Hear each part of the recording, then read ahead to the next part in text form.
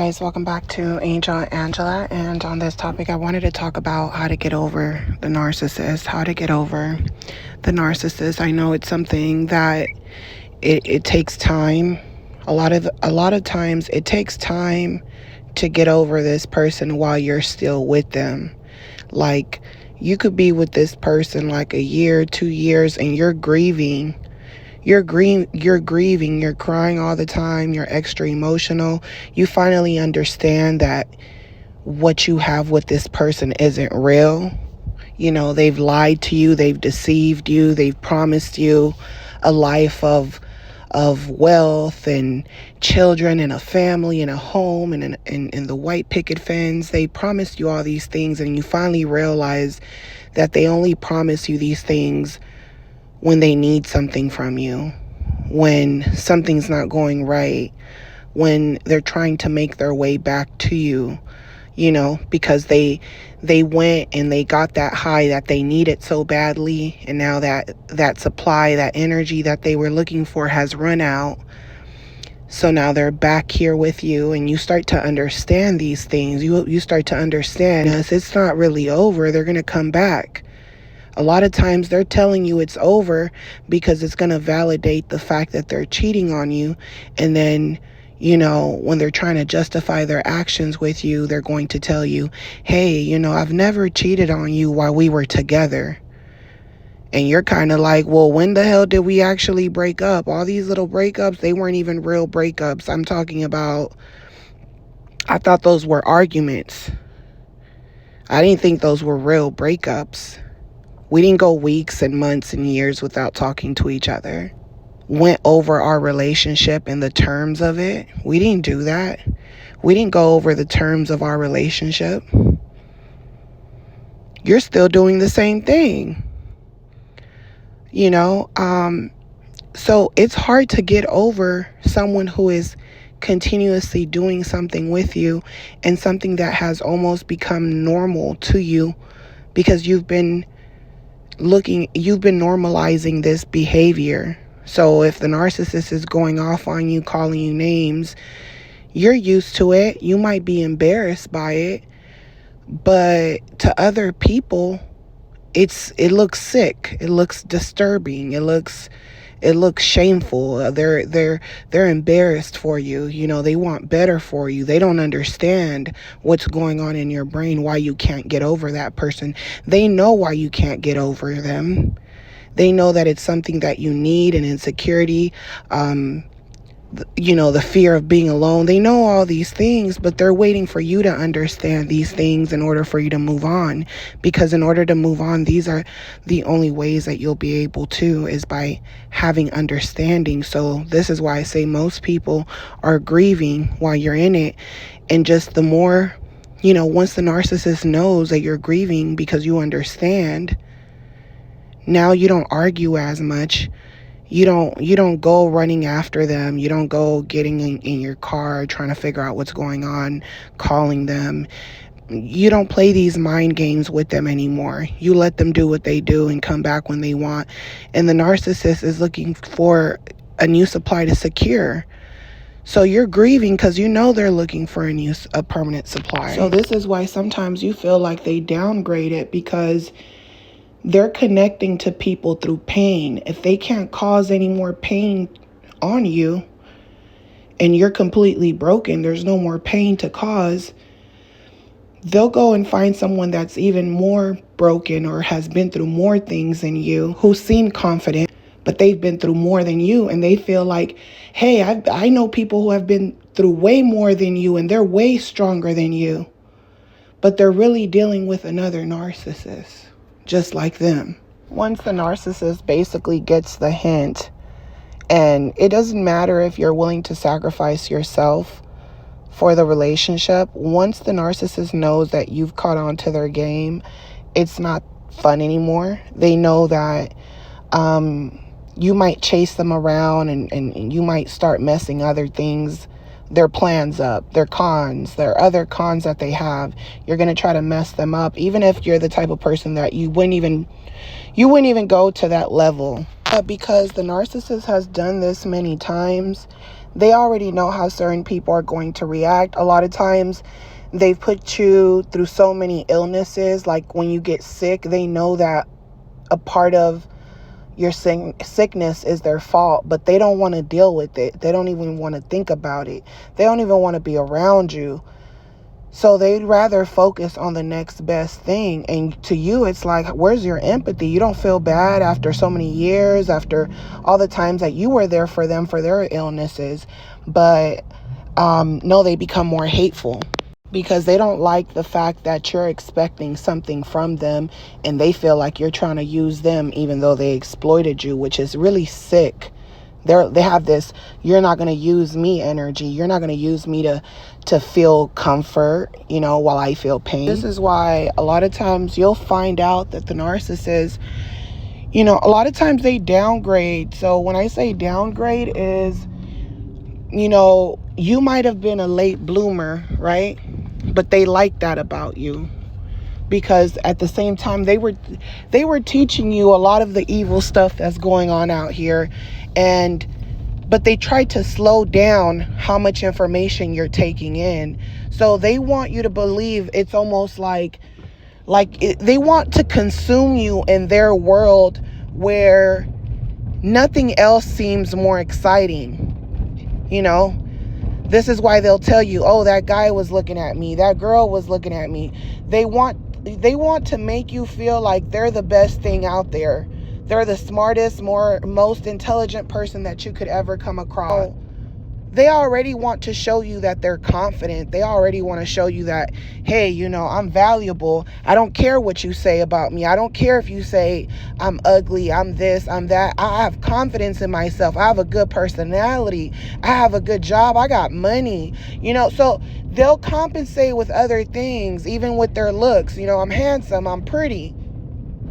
So to them, it's like, I have to get you trapped into my world first. And once I get you consumed into my world, nothing else will seem exciting. Nothing else will seem fulfilling to you. I want to take away every ounce of joy that you feel. And once you understand the facade this person has put up and the exploitation for their need to feel wanted, for their needs, for their pain and their suffering to be less painful, they've clicked up with another narcissist or a Jezebel spirit, and you could feel it. You're trying to heal from the narcissist, but now you feel the presence of someone else, and it's hard to let go because you feel the presence of someone else, and it puts your mindset in that competitive mode because now you don't feel good enough. The same way the narcissist didn't feel good enough, but they were faking it to make it. Now you don't feel good enough, but you don't have the energy to fake it till you make it. You're not on that fake stuff because what you felt was real from the start. So now they feel good and you feel bad. They've dumped that energy on you. You could feel the presence of the next supply. And you're trying to heal, but you can't because you feel cornered in. You feel like you're stuck in a triangle, a square, a box that you can't get out of. And every time you want to get out of it, the narcissist comes with flowers, with gifts, like a horror movie. In a horror movie, when a psycho ex or a psycho stalker comes and they have flowers and gifts for you, and then they want to see you every day, and then they want to have sex with you. They want to move on quick. And then they just leave. And you're so stuck on the humanity, on the sex, on the person, on the friendship you have with this person, on the intimate moments that you've had with them. Or just having someone around, right? The comfort of that's the narcissist got comfort from you. Only that, hey, when they don't need you, it doesn't mean anything. They don't care that you're going to feel how they felt many times before. And the fact that they don't care and they expected you to give them all this energy, it makes you sick to your stomach. You want to move on, but you don't want to believe that everything you did, all the emotions you showed, them playing the victim with you, but doing the same things they claim people do to them, right? They're doing these things to you, and you're watching them do it, and you're telling them what they're doing, but they're so consumed with their own needs that they don't care. You're even telling them, hey, it's a cheating in this game. It's nothing good is gonna come from it. You can tell them these things, and you're trying to heal because you know that by the time they realize your value, especially when you move on and you get your life back on track even better than before, than the whole time you were with them, you know that they're going to want to come back, but you already know in your heart that you're not going to be willing to accept them back because of the disrespect. So you're healing, and you're healing from ahead of time. So you're thinking in the future, I'm going to be healed, but I'm not going to feel the same way about love. I'm not going to feel the same way about intimacy, about trust, about loyalty. All these feelings, they're not going to be the same. This was my first drug, and it's never going to be the same. It's going to be a replica over and over again. That's almost how you're looking at it. And you basically start building a new perspective when it comes to relationships in a way that you didn't before. So this is why a lot of times people will tell you to slow down, to get to know people, to test people out, test their loyalty, see how long it takes for them to disrespect you, or try to control you, control the way you think, tell you who you are. And when you don't know who you are and you think you do, you think you know who you are, just because you feel like, hey, no one can tell me nothing. Once you're in that spell and you're crying over someone and you're showing up at their home, you're going crazy over this person, you can't sleep, you can't eat, and you're feeling all these emotions, you're very irrational, you don't care about what's right or wrong. All you care about is not listening to your brain and your thoughts. You're like, whatever I feel, I'm just going to go along with it. I just want to let go. I just don't want to think anymore. You're surrendering to the narcissist. You're giving up your power. You're telling this person that they can control you, and that's why they do it. And when you no longer want to be controlled, they no longer want to be around you. And it doesn't matter if you're giving them the A-OK. In their mind, it's like, by you giving me the A-OK, it means that you think you control me in a way. Because you're allowing me to do these things. I don't need you to allow me to do nothing. I'm going to do these things regardless. So it takes people a long time to clear up that fog on who the narcissist is, because they want you to think that they have feelings, they're human just like you, and things like that. They want you to feel that they're just like you. And it might be true. They might have certain qualities like you. They might take certain qualities from you and try to be more of a better person for themselves. But everything is about themselves, meaning that And they'll tell you, not everyone feels this way about me. Not everyone hates me, because they don't show that.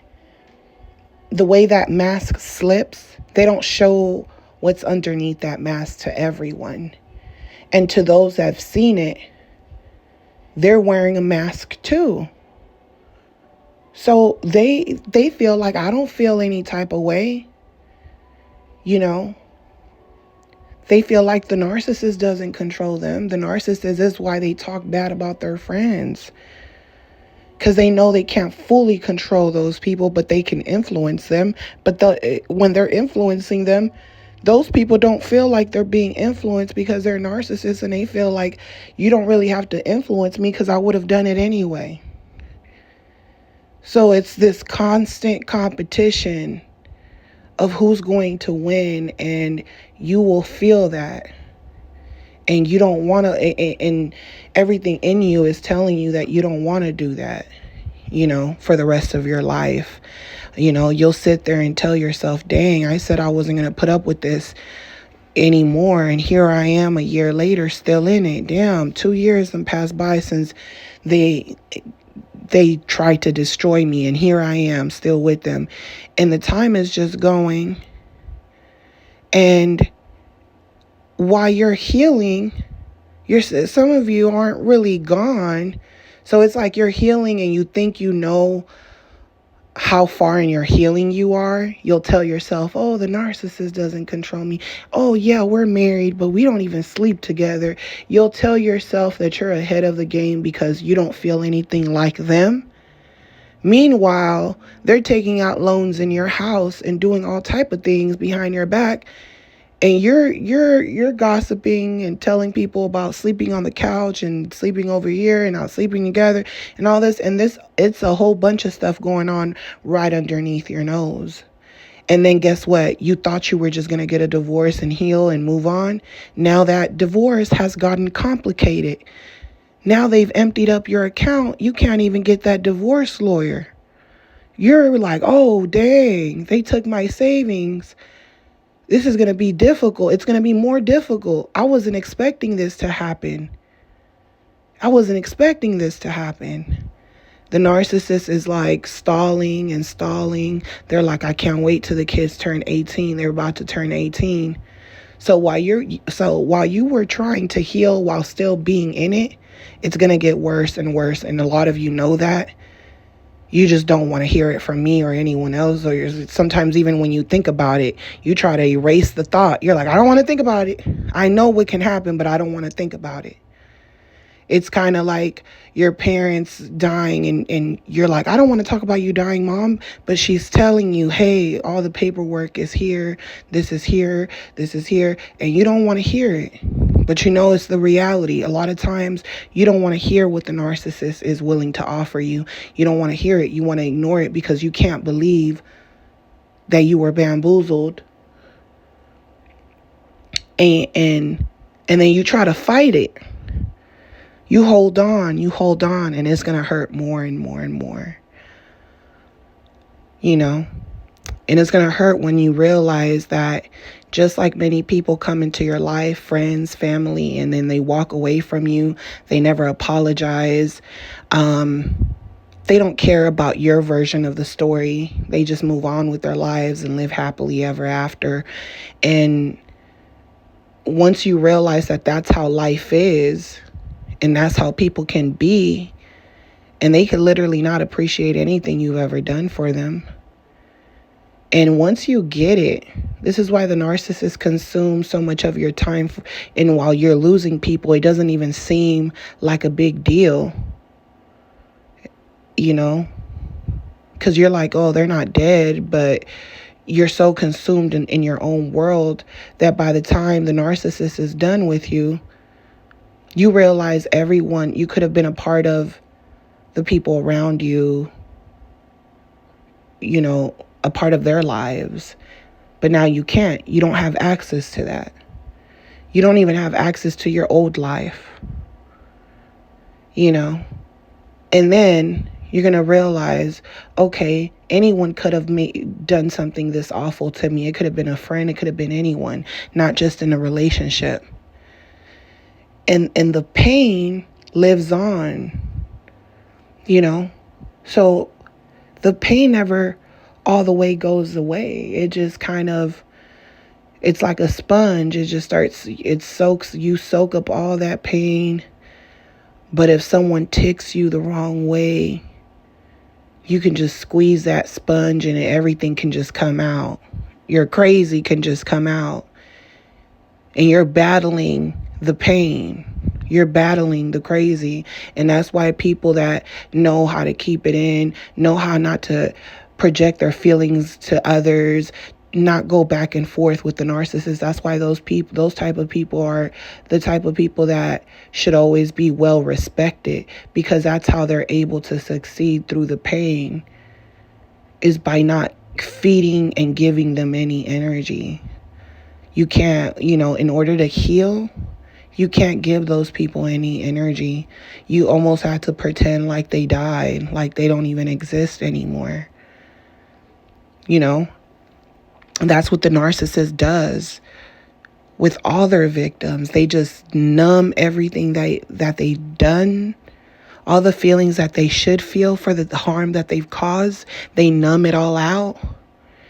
And then it's, oh, poor me, poor me, poor me. All this pain I feel. Oh, it's me, me, me. Why people treating me like this? And it's like they're doing it to themselves and to others, and then they'll blame you. They'll come back around you and abuse you more just to take up your energy, because they want to know, how are you pulling through? Because someone just squeezed my sponge. This new supply just squeezed my sponge, and now I'm running back because somehow you're keeping it together. And then once they can poke at you and squeeze you and make sure that you're not keeping it together anymore, now they're gone. You feel like someone will do it to them, so who cares if they do it to you?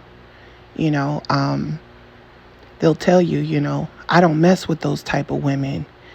But those are the same people that they cry over. And once you realize that, you won't want to waste your time with them the same way. You won't look at them the same way anymore. And now you're healing all over. It feels like you're healing all over again. There was times where I would be like very naive, right? And I would be like, oh man, I gave in to the narcissist. Like, they come, make you weak in the knees, you get intimate with them, and then the next day in the morning you wake up and their mood changes, or they're cool for 2 days or a weekend, and then they're back to being disrespectful. It's back to that evil, mean mugging person. And you're like, wait, why did I do that? Why did I just give in? Now I have to start all over. I was already 3 months without no contact with them. Now I have to start all over. And now you're counting the days again. You're like, oh, it's been a week. It's been 2 weeks. When you're keeping track of this person and how long, it's been since you've talked to them, trust me, you haven't healed. And it's like a drug, and you can crack. You'll tell yourself, I was with this person for 5 years, so technically it's going to take me half of the relationship to heal. So I'm going to give myself 2 years to heal. I'm really going to try to do it under that. Matter of fact, I'm going to try to make them jealous. That means you're not even trying to heal. You're still competing. It's like keeping track of how long you haven't smoked cigarettes, for. It's bothering you. It's bothering you. Because if you're not doing it, you're not even going to think about it. Because you're not going to do it. It doesn't even matter anymore, It's not something you need anymore. You're not addicted to it anymore. It's been so long, you try not to even think about it. Because you don't want to relapse into doing it again, or being out with friends, getting comfortable, and then saying, hey, my friend is smoking a cigarette.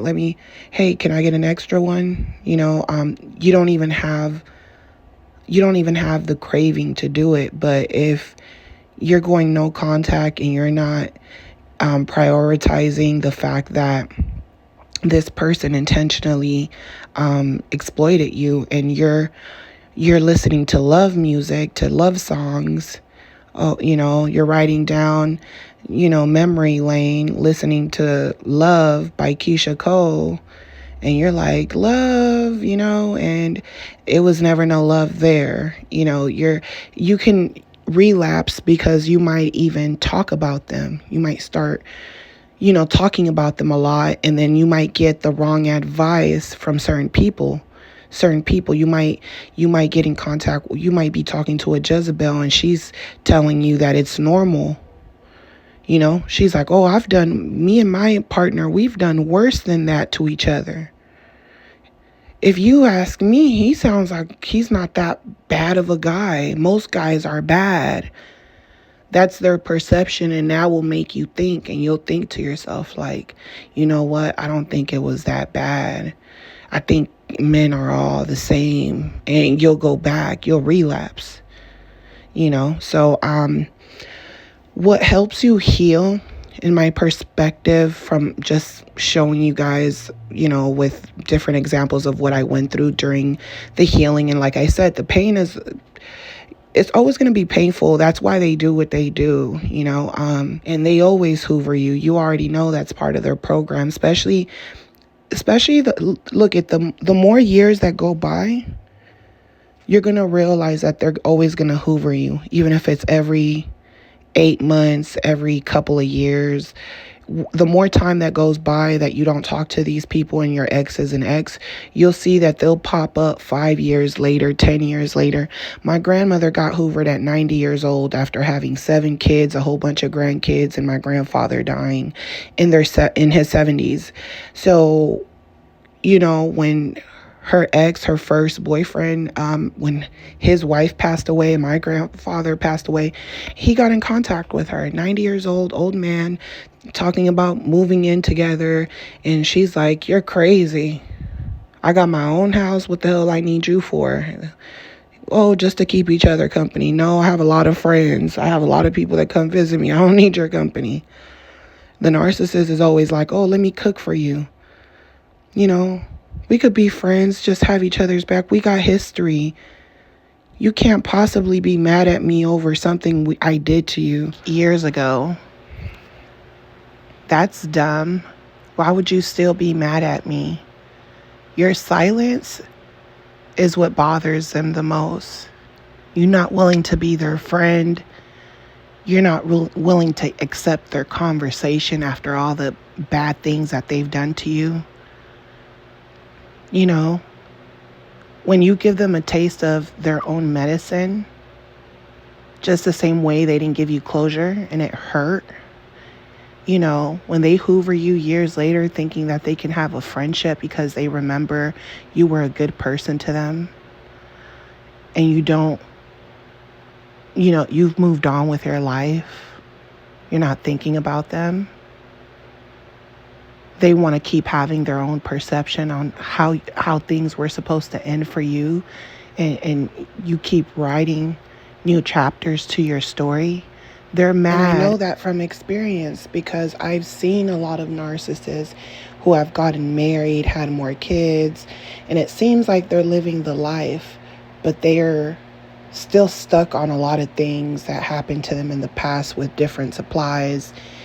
Certain supplies they'll tell you they get along with or they like, and then they have those supplies that they hate. They're like, "I hate that person."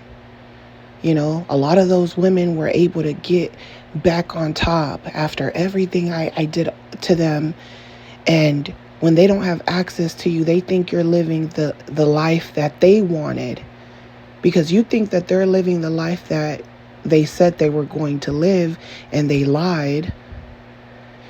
And even if they're living that life, it comes with a prize, and they don't like the prize. They want to dominate people and they can't. So now they're mad because they think you're enjoying yourself and they want to tell people that you're miserable. They'll keep talking about certain exes, They'll keep up, like keeping up with the Kardashians, keeping up with past supplies. Every time every supply gets married or they're in a relationship with someone, the narcissist always has something bad to say. "Oh, that guy is a sucker. Oh, that guy, he doesn't really care about her." Even if that person is doing way more than the narcissist would ever do, and that person is satisfied with just that. They always want to be negative when it comes to you. And that can make the empath, that can make you put your guard down because you can think to yourself, "Oh, it's been so long. Those people, they're saying a couple of sweet words to you." And then now you're thinking to yourself and you're like, this person is angry. They're upset. They came back in my life just to ruin everything for me. Because that's what's been done to the narcissist. That's why they have no shame. They feel like it's a matter of time before you do it to them. Because if they put you in control, if you're in control, you're going to treat them the exact same way that they're treating you. So by the time you gain control over yourself, they feel like you're going to try to control them. And now it's like, this isn't fun anymore. Now they're out of there. When in actuality, you were sacrificing yourself to give them control the whole time. And it still wasn't good enough for them because they still felt like they needed to, abuse you, So because to them it's like, well, when the relationship is over, you're always going to think about me because you can control other people, but you won't ever control me. And you're going to remember that. When, you could have played the same game that they were playing and you probably could have played it better, but it wasn't in you, You gave them the light. You passed the light to them, You were the person that was shining on them, and you knew that their light was dim and you were willing to give up that light for them. So when you just realize that they were treating other people the way you wanted to be treated, they never cared or shed a tear for you. You comforted them. You wiped their tears while you were handling everything on your own. You were wiping your own tears. While you were wiping their tears because they were suffering the same way you were suffering, only they weren't suffering for you. And while you were suffering, you didn't have anyone to comfort you the way you were comforting them. This is why they're able to just go from one person to another, because they're constantly being comforted. You weren't being comforted. You were comforting them while they were doing the same thing to you that someone else was doing to them. Just that thought should make you want to move on. It should make you sick to your stomach. They were getting on their knees, giving you flowers. Like, I'm going to give you your flowers. I appreciate you while you're alive, while trying to kill you. The narcissist suffers, but they only care about their own suffering. This is why they'll come on here and tell you their stories and act like they're helping you. But they're really helping themselves. It's giving them closure from the people that weren't willing to give them that closure. They feel like they're giving back for what they've done. But in actuality, when you do stuff, you cannot take it back. You already did it. So once you realize that these people aren't as happy as they claim, no matter how much they get, no matter how many followers, no matter how much success they get, that void that they feel, they only care about the pain when it comes to themselves, but they can feel the pain that they've created for everyone. It's their own disorder that won't allow them to feel that pain and know that the pain is coming from the hurt that they've caused to others. If anything, they're just consumed with that pain being directed at the things that didn't go their way. So when you hear the narcissist suffering, or they're going back about things that they've done and how they're willing to change, or they've changed a lot of them changed in ways where, they don't want to be a maniac and get in trouble anymore, but the more they're in positions, where they're forced to be humbled and they go along with the program because they don't have a choice. They know that it's their only option. This is the only supply they have. Once they're able to build themselves up, they become cocky right away. It's like now they feel like, hey, I'm back in control. I have people's attention again. So you're dealing with someone who's listening, who understands different people's perceptions, but they're always going to go back to their delusional way of thinking because it works for them. That's That's what they've done for so long. So when they do it again, they're like, I'm not doing it the same way I did it last time. I'm doing it differently this time. But they're still following the same guidelines because that's all they know. So once you realize this and you realize that in their mind, there's a lot of stuff going on and they're constantly worried about how people view them, worried about trying to prove their point, worried about, keeping a supply or making themselves seem more attractive, or, people not liking them, or, people judging them, or people having a perception of them and them trying to change it because they're afraid of being exposed for all of their lies. And every little thing that they think about is about themselves. There's no them thinking about their insecurities being projected onto you and hurting you, or them not being able to control their anger, or when they get angry, this is just what they do, and you should just get used to it because that's who they are. The narcissist isn't thinking about you. They're not thinking about anyone. They're thinking about themselves, and they get consumed in how people view them. That's the only thing. This is why when you give them compliments, that's when they wake up. They're like, you got my attention now. You got my attention now. And then, once you start talking about yourself, about life, about politics, about anything, any conversation, it's going to bore them. It's like, this is boring. If you talk about your stressors or things you've been through, yeah, they can talk to you to relate to you. And you might think, oh, we're relatable, but they're mostly thinking, you just gave me the opportunity to make this about me and I'm going to take it, And that's why it's good to understand the different stages to healing while you're with them, mourning the relationship, making a plan, an exit plan, not making these people aware of your plans because they're studying your every move. They're studying your emotions. They know exactly where you're at. When you become silent, it's game time to them. When you're not fighting back, they get louder. They want to provoke you more.